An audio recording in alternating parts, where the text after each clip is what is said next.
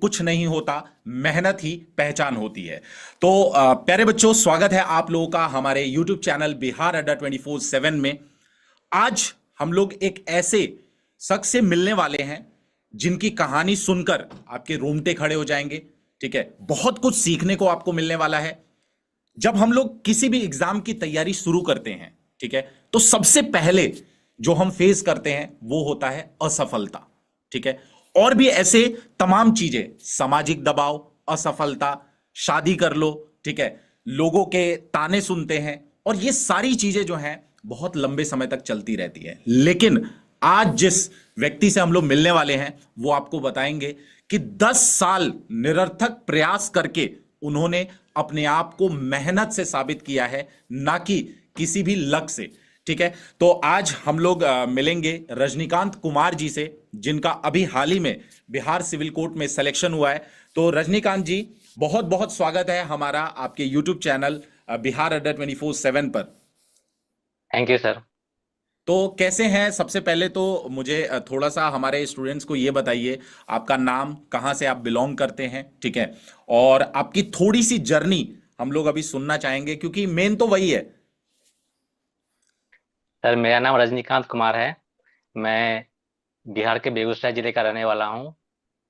मैंने अपना ग्रेजुएशन 2015 में कंप्लीट किया। उसके बाद मेरी और मेरे घर वालों सबकी इच्छा थी कि मैं सरकारी नौकरी में जाऊं। तो मैंने ग्रेजुएशन जो है वो बीटेक बीटेक किया है मैकेनिकल इंजीनियरिंग से। तो मैंने पहले इंजीनियरिंग सेक्टर में ट्राई किया। उसके बाद मैं निरंतर प्रयास करता गया। उसमें मैंने जो इंजीनियरिंग के फॉर्म्स भरे।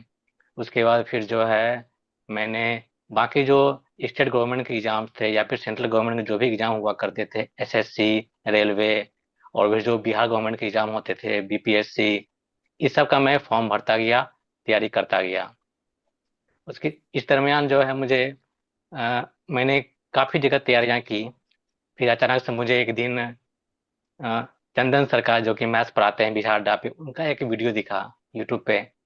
तो उनके जो पढ़ाने का तरीका था, जो लहजा था, वो मुझे काफी भा गया। और मुझे लगा क्या कि नहीं, जो मेरी कमजोरी थी, जो कि मैं कहूँगा कि हर बच्चों की कमजोरी होती है, वो कि मैथ्स।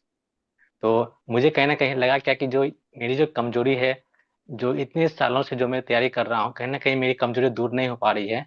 तो मैं उनका एक बार वीडियो देखा। उसके बाद जो उनके प्रीवियस वीडियो थे, मैं वो देखता चला गया। तो मुझे लगा कि नहीं, शायद मेरी मंजिल यहीं पे आके रुकी है। मैं इनका बैच लेता हूँ।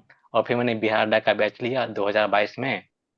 2022 में मैंने बैच लिया। उसके बाद फिर मैं लगातार बिहार अड्डा से जुड़ा रहा। और उसी का परिणाम है कि मैं आज फाइनल सिलेक्शन लिया हूँ बिहार सिविल कोर्ट क्लर्क में। चलिए, तो सबसे पहले तो बहुत बहुत कॉन्ग्रेचुलेशन कि आपका final selection Bihar civil court में हो गया है।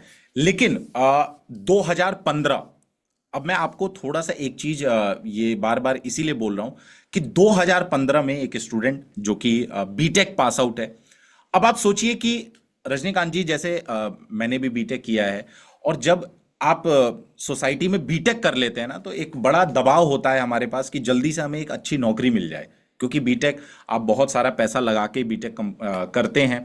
और जब बच्चा प्राइवेट कॉलेज से बीटेक करता है तो मुझे लगता है कि काफ़ी सारा पैसा उसका मतलब लगता है। तो एक कहीं ना कहीं सामाजिक, एक पारिवारिक दबाव हमारे ऊपर जरूर रहता है। 2015 से आपने तैयारी शुरुआत की, ठीक है, और उसके बाद बहुत सारे फेलियर्स भी आपको डेफिनेटली मिले होंगे, ठीक है।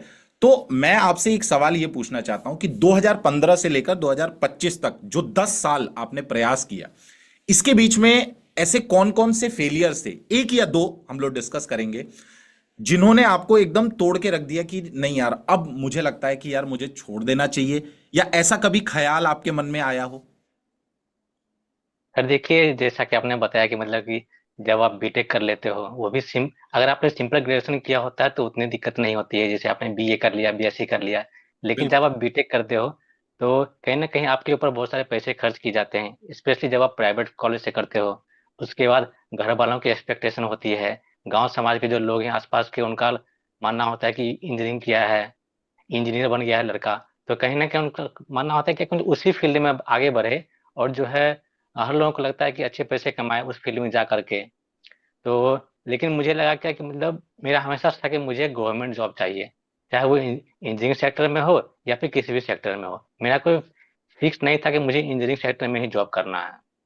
जी। तो मैंने 2015 में, जैसा कि आप बार बार बता रहे हैं, मैंने 2015 में ग्रेजुएशन किया। उसके बाद काफ़ी समय हो गया था, लगभग 2018-19 तक तो कोई वैकेंसी ही नहीं आ रही थी। 2019 में रेलवे की वैकेंसी आई थी, तो मुझे लगा कि चलो अभी एक अच्छा मौका है। उसके बाद फिर कोरोना आ गया था। तो जी। कोरोना का जो टाइम था, वो मतलब जो है लगभग 1.5 साल जो है वो रहा, तो उस समय कोई पेपर नहीं हो रहे थे। और फिर मेरी एज भी बढ़ती जा रही थी। उसके बाद 15 के बाद लगातार 5-6 साल जो आप बेरोजगार बैठे रहते हो घर में, तो वो भी एक प्रेशर आता है। गांव समाज के लोग बोलते हैं कि जब भी आप किसी से मिलते हो तो वो बोलते हैं अच्छा क्या कर रहे हो, तो आप क्या बोलोगे कि तैयारी कर रहे हैं, कितने साल से तैयारी कर रहे हो। बिल्कुल। तो ये एक प्रेशर आता था जब भी मैं किसी से मिलता था, तो कहता था कि अभी तैयारी कर रहे हैं, तो वो लोग कहते थे कि अच्छा नहीं कुछ होता है तो प्राइवेट जॉब ही देख लो, कम कम से कम 10-15 हज़ार रुपये आएंगे। तो फिर मतलब कहीं ना कहीं मुझे लगता था कि यार इतना समय दे दिया है, तो थोड़ा सा और समय दे के देखता हूँ। लेकिन कहीं ना कहीं एक दौर ऐसा भी आया था जब कहीं ना कहीं एक प्रेशर था क्या कि ठीक है अब नहीं हो पा रहा है तो उम्र भी हो रही है, शादी कर लो, उसके लिए फिर प्राइवेट जॉब देख लो कम से कम। तो एक समय लगा कि यार क्या करें, अब समझ में नहीं आ रहा है क्या करें नहीं करें। सो शादी का टाइम भी आ रहा है, प्राइवेट जॉब भी करना है, घर वाले भी बोल रहे थे क्या कि नहीं हो रहा है तो छोड़ दो गवर्नमेंट जॉब की तैयारी, प्राइवेट जॉब ही कर लो। तो उसमें लगा क्या कि नहीं, थोड़ा सा उसमें लगा कि मैं टूट रहा हूँ। लेकिन मेरे पिताजी थे, उन्होंने कहा क्या कि नहीं, मेरे पिताजी सर्विस में हैं, तो उन्होंने कहा कि जब तक मेरी जॉब है, जब तक मेरी नौकरी है, तुम तैयारी करो, मैं तुम्हारा साथ देता हूँ। उसके बाद अगर कुछ नहीं होगा तो मतलब मैं कुछ ना कुछ जो है, कुछ नहीं होगा तो लास्ट में बिजनेस कर लेना, ऐसा कुछ होगा तो मेरे पिताजी का पूरा सपोर्ट रहा था। तो मेरे जीवन में कभी ऐसा नहीं है कि मतलब मैं टूट गया, क्योंकि अगर अच्छे माता पिता का साथ होता है आपके पीछे तो आपको कभी टूटने नहीं देते हैं। बिल्कुल। अब देखो, जब 10 साल आप तैयारी करते हो, मैं आपको बस यही चीज बताना चाह रहा हूं हमारे स्टूडेंट्स को जो भी ये वीडियो देख रहे हैं, कि जब आप 10 साल तक सोचिए, मतलब इनका एक स्ट्रगल था 10 साल का, ठीक है। आज इनको सरकारी नौकरी मिल गई, ठीक है। तो मैं आपको यही बताना चाह रहा हूं कि देखिए, बहुत ज्यादा इंपॉर्टेंट ये नहीं होता है कि हम लोग स्मार्ट बने। कई बार जैसे आजकल आप सुनते होंगे कि स्मार्ट स्मार्ट स्मार्ट स्मार्ट, लेकिन कंसिस्टेंसी जो होती है ना, वो उससे ज्यादा महत्वपूर्ण है। अब देखिए, अगर इन्होंने, मैं कहता हूं कि इन्होंने 9 साल तैयारी करके छोड़ दिया होता, सिर्फ 1 साल अगर ये सोचते कि नहीं यार छोड़ो अब नहीं करता, तो सोचिए 1 साल के अंतराल में ये नौकरी नहीं पा पाते, ठीक है। या इन्होंने ये सोच लिया होता कि यार चलो ठीक है कोई बात नहीं, प्राइवेट नौकरी कर लेते हैं, ठीक है। या इन्होंने जो समाज की तरफ से दबाव आ रहे थे, बहुत सारे लोग, आप भी जानते हो, आप जब तैयारी करते हो, ठीक है, महिलाओं के साथ ये चीजें और ज्यादा होती हैं, क्योंकि उनकी एक शादी की एज जो है, हम लोगों ने खुद से निर्धारित कर दिया कि इतने एज में उनकी शादी हो ही जानी चाहिए। तो एक सामाजिक दबाव के वजह से कई सारे जो स्टूडेंट्स हैं, कई सारे जो विद्यार्थी हैं, वो अपना सपना जो है वो कहीं ना कहीं तोड़ देते हैं। तो वो आपको नहीं करना है। मतलब जो रजनीकांत की स्टोरी हमें बताई जा रही है, उससे हमें यह पता चल रहा है कि अगर हम करते रहेंगे ना, तो हासिल जरूर होगा, है ना रजनीकांत? ये सर सर जैसा से आपने बिल्कुल सही बोला सर, कंसिस्टेंसी बहुत मैटर करती है, खासकर गवर्नमेंट जॉब में। जैसे कि मैंने कोर्स लिया, लेकिन कोर्स तो सर क्या है कि 2.5-3 महीने में खत्म हो जाता है। बिल्कुल। उसके बाद मेन तैयारी जो है उसके बाद होती है, कि आपको कंसिस्टेंसी मेंटेन करना होता है। जब मैंने बैच लिया था, तो मैं सिविल कोड का 3rd बैच लिया था, क्योंकि मुझे स्टार्टिंग में पता नहीं था बिहार अड्डा के बारे में। तो मैंने उसका 3rd बैच लिया था। तो जब कोर्स कंप्लीट हुए, तो मुझे पता चला कि यूट्यूब पे भी मतलब जो है प्रैक्टिस बैचेस चल रहे हैं। तो अब सर वो 3 महीने का मतलब जो है मेरा पेंडिंग चला गया था यूट्यूब यूट्यूब पे वीडियो प्रैक्टिस वाला। तो मैंने क्या किया कि सर मैं उसका रिकॉर्डिंग जो वीडियो था वो मैं देखना चालू किया, और मैं जो है उसको फास्ट फॉरवर्ड मोड में देखना चालू किया, जिससे कि मुझे जो है वो सारा कवर हो जाए मेरे से, जो मेरा 3 महीने का बैकअप बचा हुआ था। तो इस अच्छा। तरीके से मैं जो है कंसिस्टेंसी मेंटेन करता गया, और मैंने कभी भी तैयारी नहीं छोड़ी। और मुझे जितने भी टीचर पढ़ा रहे थे, चाहे वो दीप्ति मैम हो, प्रियंका मैम हो, डीके सर हो, चंदन सर हो, और अभी एक टीचर हैं जो किसी और कोचिंग में भी चले गए हैं, वो जितने भी सारे टीचर जो भी थे, मैं उनका सारा वीडियो देखता था, प्रैक्टिस करता था, फास्ट फॉरवर्ड मोड में देखता था, ताकि जो है टाइम मैनेजमेंट हो सके। बिल्कुल। अच्छा, रजनीकांत जी, मुझे एक चीज जो आपसे जाननी है कि जब बहुत सारे स्टूडेंट जब तैयारी कर रहे होते हैं, ठीक है, तो मैंने देखा है कि उनके पास थोड़ा सा एक पैसों का, क्योंकि जब हम भी स्टूडेंट लाइफ में थे तो पैसों की दिक्कतें आना जो है ना, ये बहुत लाजमी सी बात है, बड़ी नॉर्मल सी बात है। तो उससे कैसे, मतलब थोड़ा सा अगर आपको भी ऐसी दिक्कत आई थी या आती तो है ही, है ना, क्योंकि यस सर। देखिए एक सामान्य परिवार का ही बच्चा जो है वो सरकारी नौकरी के सपने देखता है। बड़े परिवार का बच्चा आमतौर पर, मैं आमतौर पे कहना चाहूंगा कि आमतौर पे वो बिजनेस करता है या कहीं और प्राइवेट नौकरी या कुछ और करने लगता है। तो उससे आपने कैसे चीजों को ओवरकम किया, मतलब कि कैसे उसको मैनेज किया आपने? सर देखिए, अ, जैसा कि आपने बताया क्या कि जो पैसे मैनेज करना, ये हर किसी के साथ दिक्कत होती है, चाहे वो लोअर मिडिल क्लास हो या फिर जो है मिडिल क्लास हो। तो मैंने जो है सबसे जो स, अच्छा तरीका जो मैंने इसमें सोचा था पैसे बचाने का और साथ साथ मेरी तैयारी चलती रहे उसके लिए, सर मैंने बिहार का महापैक लिया था। क्योंकि महापैक लेने पर जो है सर वो मेरा 3 साल की वैलिडिटी हो जाती थी और मुझे हर बार बैच लेने की जरूरत नहीं पड़ती थी।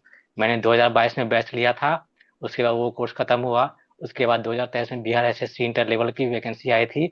मैं तो मेरे पास बिहार अड्डा का महापैक था, तो मैं उसके विनायक बैच में पहले बैच में जुड़ गया था। उसके बाद सर एक डीके सर की दृष्टि बैच आई थी विनायक विनायक बैच से पहले, तो मैं उस बैच में भी जुड़ करके प्रैक्टिस करता था।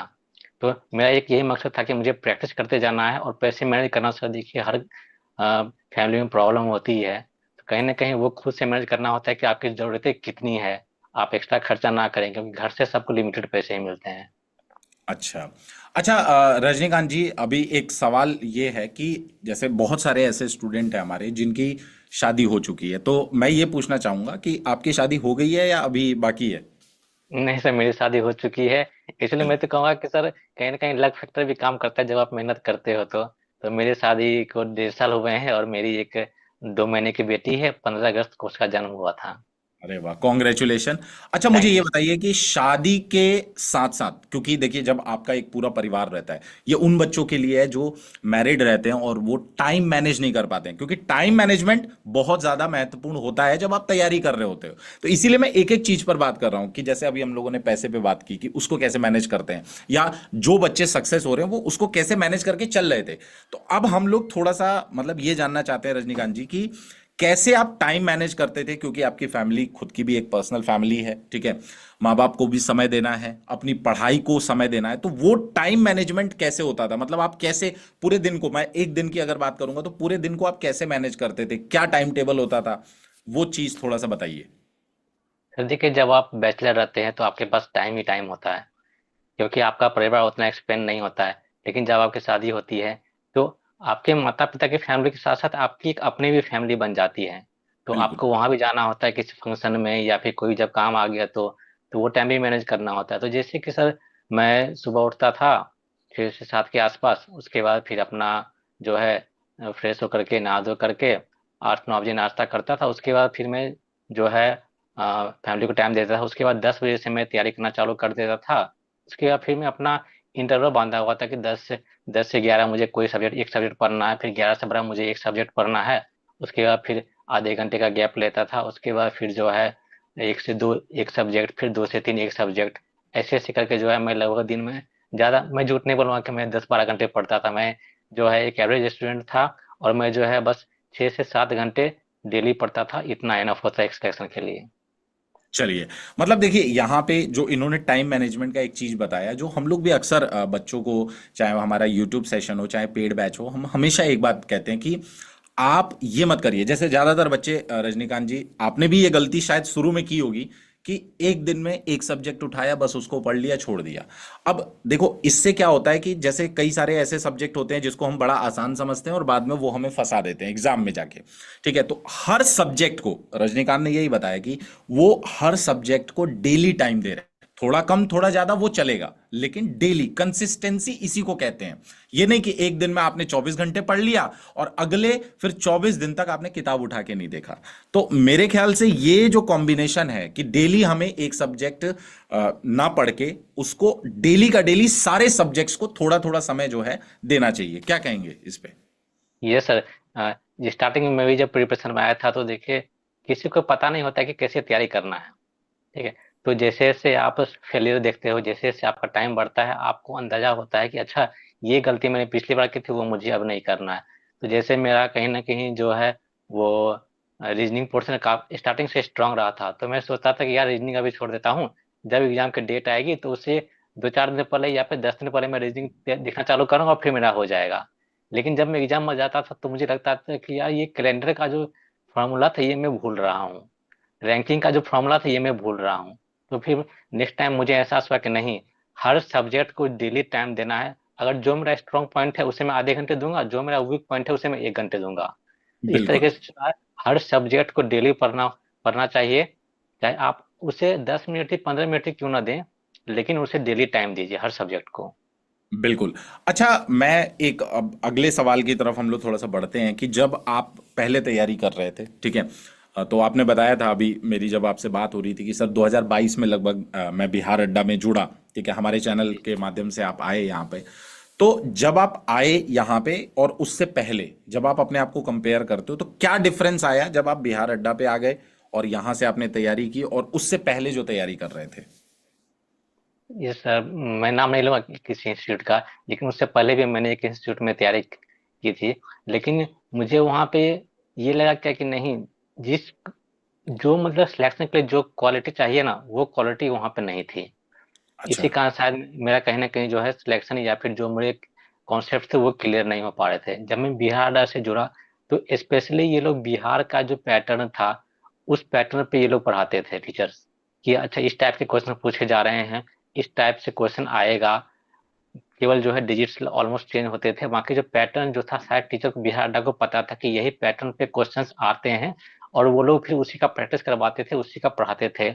और ऐसा नहीं कि केवल प्रैक्टिस ही करवाते थे, पहले जो है पूरे उसके बेसिस के बारे में बताते थे। और अभी तो सर खैर मतलब जो है बिहार का अपना सॉफ्टवेयर आ गया, लेकिन जब मैंने ज्वाइन किया था तो उस समय लाइव वीडियो भी मतलब जो है चलता था।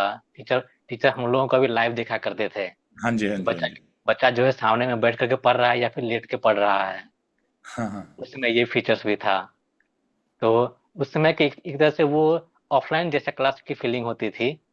तो इसलिए मैं कहूँगा क्या कि मतलब कि जो जब मैं बिहार डाप आया तो मुझे सही में पता चला कि तैयारी कैसे करनी है और कितने लेवल पे करना है। क्योंकि सर आप अगर जो बिहार सिविल कोड की तैयारी कर रहे हो तो आप एसएससी सीजीएल के क्वेश्चंस नहीं बनाओगे।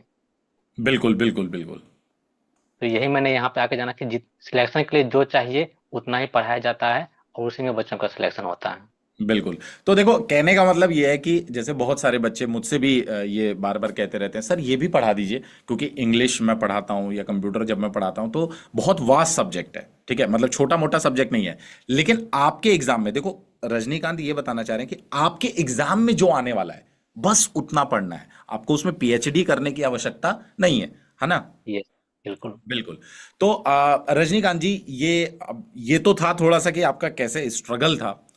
जब आपका रिजल्ट आया, जब आपने रिजल्ट देखा कि हाँ मेरा सिलेक्शन हो गया है, तो क्या आपके इमोशंस थे, क्या आपका रिएक्शन था?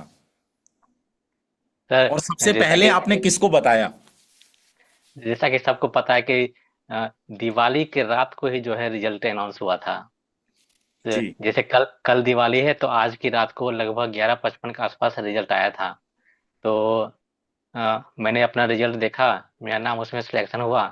तो आज तक मैं केवल लोगों से सुनता था और मूवीज में टीवी सीरियल्स में देखा करता था खुशी के आंसू। तो जैसे मेरा रिजल्ट हुआ तो मेरी बेटर बगल में सो रही थी मेरी वाइफ, तो मैंने उसे जगाया। तो, तो उन्होंने कहा क्या हुआ क्या हुआ। तो म- मैं कुछ बोल ही नहीं पा रहा था, मेरे मुंह से शब्द ही नहीं निकल रहे थे। फिर मैंने बोला कि सिलेक्शन हो गया। फिर मतलब मेरी आंखों से आंसू निकल गए, उसकी भी आंखों से आंसू निकल गए, दोनों के। तो उसके बाद फिर सुबह में लगभग 4 बजे मैंने अपने माता पिता को बताया कि मैं जो इंटरव्यू दे करके आया था सिविल कोर्ट का उसमें फाइनल सिलेक्शन हो गया है। तो मेरी माता जी भी रोने लगी, उनकी आंखों से भी खुशी के आंसू निकल गए। बिल्कुल। मतलब 10 साल की जो तपस्या थी वो कहीं ना कहीं सफल हो गई। और देखिए, तपस्या सिर्फ बच्चे की नहीं होती है, तपस्या उसके साथ साथ जो स्ट्रगल कर रहे हैं उसके माता पिता, अब जैसे आपने बताया कि आपके केस में आपकी वाइफ भी थी, ठीक है, और साथ ही उसके टीचर्स जो हमेशा ये चाहते हैं चाहे बच्चा कैसा भी हो, ठीक है, टीचर हमेशा यही चाहता है कि बच्चे का सिलेक्शन किसी भी हाल में हो जाना चाहिए। तो ये जो इमोशन है, ये जो चीजें हैं ये हम तभी महसूस कर पाते हैं, क्योंकि रजनीकांत, अगर आप सोचिए कि आपने 2015 में बीटेक पास आउट किया और उसके बाद जस्ट आप कॉलेज से बाहर निकले और उसके बाद आपका कहीं सिलेक्शन हो जाता है, तो क्या आपको लगता है कि इतना हम महसूस कर पाते या उस चीज की इतनी वैल्यू समझ पाते कभी? जी नहीं सर, जो जो आपको आसानी से मिल जाए उसकी वैल्यू उतनी समझ में नहीं आती है। जब आप कष्ट करके कुछ अचीव करते हैं तो उसकी खुशी और उसकी वैल्यू कुछ अलग ही होती है। बिल्कुल। अब जैसे देखिए, अब आजकल क्योंकि आपको पता है कि इंस्टाग्राम और सोशल मीडिया का ज़माना है, तो हर व्यक्ति, हर बच्चा जो सोशल मीडिया आजकल 90% लोग चला रहे हैं, हर बच्चा चला रहा है, तो उसको ये लगता है कि यार जिंदगी जो है ना वो एक इंस्टाग्राम की रील की तरह है कि कभी भी वायरल हो जाए।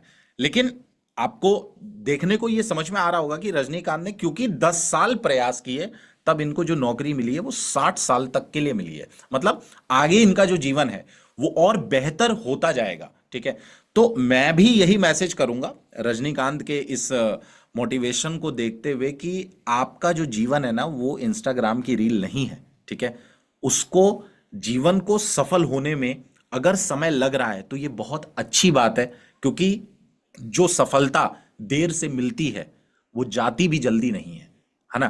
क्योंकि आप देखो इंस्टाग्राम पे चीजें जो है, रातों रात लोग फेमस हो रहे हैं, उसके बाद 10 दिन बाद उनके बारे में कोई बात भी नहीं करता, कोई नहीं पूछता, है ना? और सर मैं बताना चाहूंगा कि मेरे मोबाइल में ना फेसबुक ऐप है ना इंस्टाग्राम ऐप है। तो क्योंकि ये मेरा कहीं ये कहीं ना आप कहीं बच्चों के लिए बहुत ज्यादा एक बड़ी चीज है कि मतलब इतना समय इन्होंने तैयारी को डिवोट किया और आज तक ना फेसबुक ना व्हाट्सएप, मतलब कोई भी सोशल मीडिया से दूर रहे। और ये बहुत अच्छी चीज है। क्यों? क्योंकि देखिए सोशल मीडिया और ये सारी चीजें जो हैं, है तो अच्छी चीज, हमें इस्तेमाल करना चाहिए, लेकिन बहुत सारे ऐसे बच्चे हैं जिनको पता ही नहीं है कि उसको इस्तेमाल कैसे करना है। वो एक्सेस इस्तेमाल कर रहे हैं, रात में बैठ गए रील पे रील ढकेले जा रहे हैं ऊपर की तरफ, और मतलब उनका कुछ समय नहीं है, समय का पता नहीं चला, सोचा कि 10 मिनट का ब्रेक लेंगे और वो ब्रेक जो है तब्दील हो जाता है 1 डेढ़ घंटे में, क्योंकि रील देख रहे हैं, है ना? Yes sir. तो कहीं ना कहीं सोशल मीडिया से थोड़ा सा आपको, जब तक आप तैयारी कर रहे हो तब तक आपको दूर रहना है। ठीक है। और रजनीकांत, एक दो और सवाल मैं आपसे पूछूंगा कि आप यस सर। और बच्चों को क्या कहोगे, अगर तैयारी कहाँ से की जानी चाहिए, तैयारी कैसे की जानी चाहिए, ये दो चीजों पर अगर आप बोलना चाहोगे तो क्या कहोगे? सर, जो भी बच्चे देख रहे हैं मैं उनको यही कहना चाहूंगा कि अगर आप बिहार के एग्जाम की तैयारी कर रहे हैं तो आप सिंगल बैच लेने से अच्छा है आप बिहार महापैक लीजिए। इससे क्या होगा कि मतलब कि आप अ, हर एग्जाम की तैयारी जो है कर सकते हैं। और अमूमन जो है बिहार में जितने भी एग्जाम्स होते हैं उनका सिलेबस सेम ही रहता है। Maths, reasoning, Hindi, English, GK, GS यही आते हैं।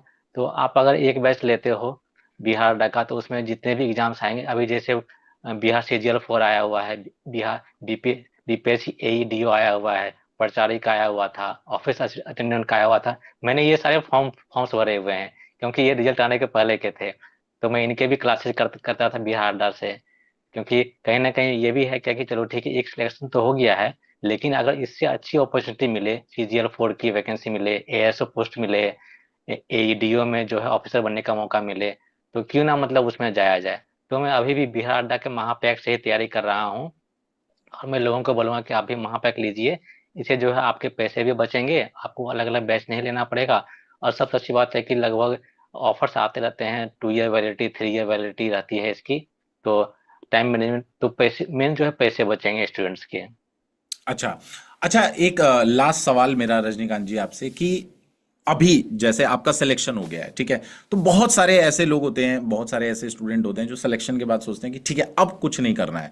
तो आपका आगे का कुछ प्लान है कि बस अब ठीक है भैया, हमने 10 साल मेहनत की और अब हमारा सिलेक्शन हो गया, आगे हमें कुछ नहीं करना है, ऐसा कुछ?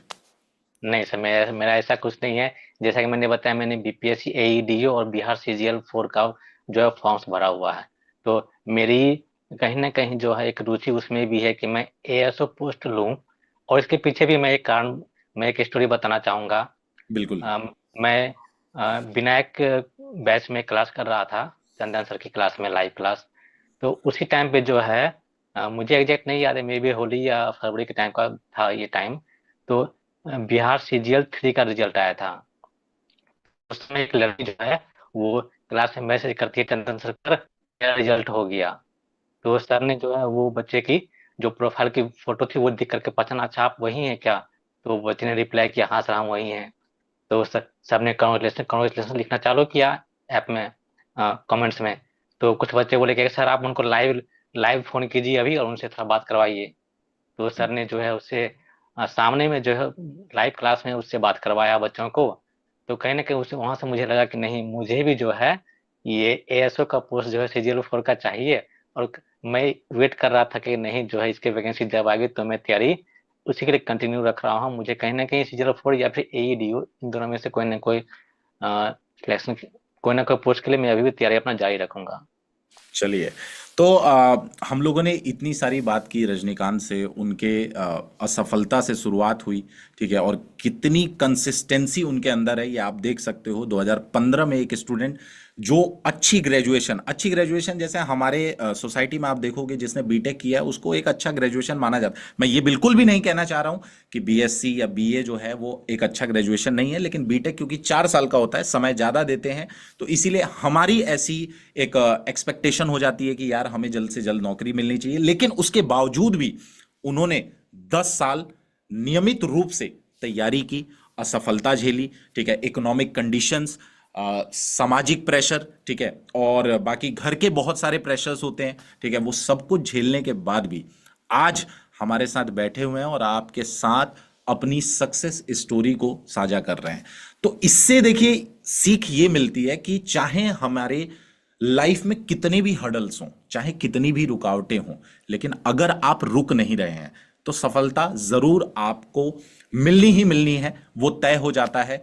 और बहुत अच्छा लगा रजनीकांत जी आपसे बात करके, और आशा है कि आपकी ये वीडियो देखकर बहुत सारे बच्चे, जैसे आपने अभी बताया ना कि एक पेड क्लास में लड़की से सर ने जब बात कराई तो आपको वहां से मोटिवेशन मिला कि यार मुझे एएसओ बनना है। तो ऐसे ही लाखों बच्चे जो हमारे चैनल पर जुड़े हुए हैं, ठीक है, वो भी जब आपकी वीडियो देखेंगे तो मोटिवेट होंगे और अपनी तैयारी को बरकरार रखेंगे। हो सकता है बहुत सारे ऐसे बच्चे हों जिन्होंने तैयारी छोड़ दी हो, ठीक है, और दोबारा जब ये वीडियो देखेंगे और उनके अंदर एक चिंगारी जलेगी कि नहीं, अगर ये कर सकते हैं तो हम भी कर सकते हैं। और मुझे लगता है कि तब ये जो वीडियो है वो हमारे लिए सफल होगी। और इस वीडियो का जो उद्देश्य है वो एकमात्र यही उद्देश्य है कि भाई आपकी वीडियो देख के और बच्चे हमारे मोटिवेट हों और तैयारी को बिल्कुल भी ना छोड़ें। तो इसी के साथ हम लोग अलविदा कहेंगे और बने रहिएगा हमारे चैनल पर। इसी तरीके की सक्सेस स्टोरी के साथ हम लोग मिलते रहेंगे। और अगर आपने चैनल को सब्सक्राइब नहीं किया है तो चैनल को सब्सक्राइब करिएगा। धन्यवाद रजनीकांत जी अपना कीमती समय देने के लिए, और बहुत बहुत बधाइयां आपको आगे के जीवन के लिए। सर मुझे 2 बातें और कहनी थी, खत्म हो गया इंटरव्यू? बिल्कुल बिल्कुल, नहीं नहीं, कहिए कहिए। सर जैसे कि मतलब कि हर स्टूडेंट का कोई ना कोई फेवरेट टीचर होता है, उसका बिल्कुल। अपना सपना होता है कि मैं उससे बात करूं। तो सर मेरे भी एक फेवरेट टीचर थे, चंदन सर। तो लेकिन मैंने अपने मन में ठाना हुआ था कि जब तक मेरा फाइनल सिलेक्शन नहीं होगा, फाइनल रिजल्ट नहीं होगा, मैं सर को कॉल नहीं करूंगा। सारे जी। बच्चे जो है वीडियो में कमेंट करते थे, सर मैंने आपको कॉल किया था, मेरा प्री हो गया, मेरा मेंस हो गया। लेकिन दिवाली के अगले सुबह मैंने 7 बजे चंदन सर को फोन किया कि सर मेरा रिजल्ट हो गया है और मेरा ये सपना था कि जब मेरा फाइनल सिलेक्शन हो जाए तभी मैं आपका कॉल करूं। वो भी कहीं ना कहीं एक मुझे मोटिवेट करता था कि मुझे सर से बात करनी है। तो वो भी एक होता है कि आपको मोटिवेशन कहीं से भी मिल सकती है बिल्कुल एग्जाम को क्लियर करने के लिए। बिल्कुल। और तो एक जी। और एक लास्ट में कहना चाहूंगा क्या कि सर कि कहते हैं कि हर कामयाब इंसान के पीछे एक औरत का हाथ होता है। मेरे केस में भी था, एक नहीं कई हैं। मेरे माता पिता, मेरी बहन स्वाति कुमारी, मेरी वाइफ ऑफ कोर्स पूजा, मेरी 2 महीने की बेटी परी, अंजू दीदी, and one one of my favourite और मेरे दिल के करीब अंशु कुमारी। इन सब के ही प्यार, दुलार और आशीर्वाद के कारण मैं आज फाइनल सिलेक्शन ले पाया हूँ बिहार सिविल कोर्ट में। चलिए, तो जिंदगी में ऐसे ही आगे बढ़ते रहिए और तरक्की करिए। और अभी CGL4 भी चल रहा है, ठीक है, उसकी तैयारी भी हमारे चैनल पर चल रही है, बिहार के सारे एग्जाम की तैयारी चल रही है।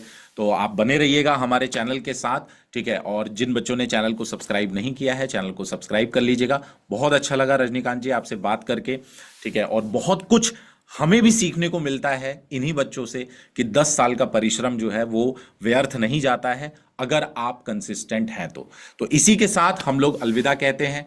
धन्यवाद मेरे प्यारे बच्चों, इसी तरीके से लगे रहिए, मेहनत करते रहिए। जय हिंद।